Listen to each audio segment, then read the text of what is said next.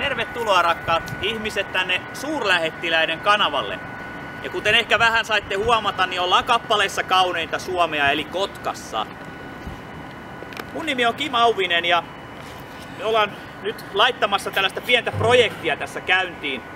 Tulevien kertojen aikana me haluamme kertoa teille maailman parhaasta kirjasta, nimittäin Raamatusta. Tämä Raamattu löytyy, veikkaisin, melkein jokaisen kotonta.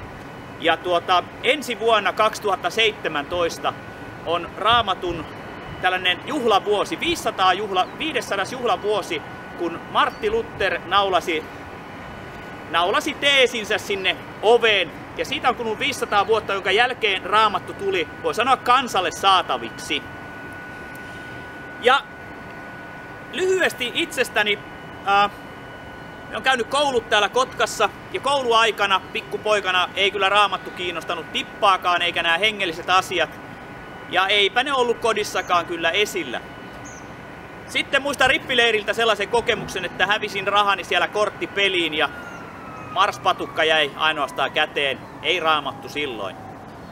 Mutta vasta 20-vuotiaana mulla alkoi nämä hengelliset asiat kiinnostamaan ja myöhempinä kertoina näissä tulevissa jaksoissa niin kerron sitten joskus, että miten tulin uskoon ja mitä se vaikutti ja niin edespäin. Mutta nyt tänään ei siitä eikä ihan vielä vähän aikaan.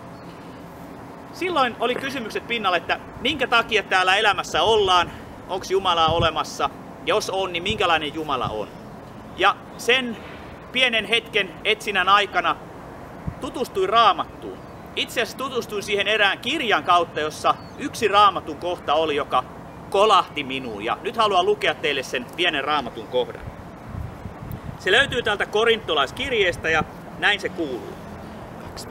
Jos siis joku on Kristuksessa, hän on uusi luomus, vanha on kadonnut ja uusi on tullut tilalle. Siihen Raamatun kohtaan liittyy myös kertomus eräästä sairaasta ihmisestä, jolla voi sanoa, että oli toivo syttynyt sydämeen ja kuinka ihminen oli nähnyt muutoksen hänessä. Ja itsekin kaipasin tuolloin sitä muutosta. Mutta Raamatusta, tästä kirjasta. Kaikissa kirjoissa on punainen lanka, niin myös Raamatussa. Ja Raamattu asettuu tiettyihin kehyksiin. Nyt näiden tulevien kertojen aikana näissä pienissä paloissa käydään tuota kehystä lävitse ja tutustutaan tähän punaiseen lankaan. Ja ehkä sinäkin voit joku päivä sanoa sun ystävien kautta työpaikan, koulun parissa, että mä luin Raamatusta jotakin. Mulla on pieni kirjasto kotona ja totta kai siellä on muitakin kirjoja kuin Raamattu. On siellä muutama Raamattu, mutta siellä on esimerkiksi vaikka Dostojevskin kirja ja voi olla hohdokasta sanoa ja tunnustaa kavereille, että luin sieltä Dostojevskin kirjaa ja oli se upea kirja, se Rikos ja rangaistus. Tai joku lukee Aleksis Kiveä tai jotain muuta Finlandia-klassikkoa. Ja niistä on suhteellisen helppo puhua, mutta väitän, että tämän päivän yhteiskunnassa ei ole helppoa enää puhua siitä, että mä luin Raamatusta tällaisen asian.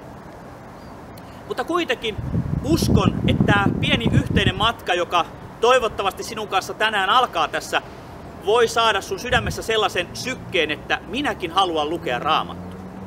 Koska sen kautta piirtyy ne kehykset, jonka sisältä paljastuu Jumalan kasvot. Ei paljastu mun kasvot, eikä kenenkään muu, vaan Jumalan kasvot erityisesti. Ja Jumalan kasvot paljastuu siinä ihmiselämässä ja ihmiselämän kautta ja historian kautta. Elikkä historia on se suuri kehys, jota me käymme tutustumaan yhdessä Raamatun kanssa.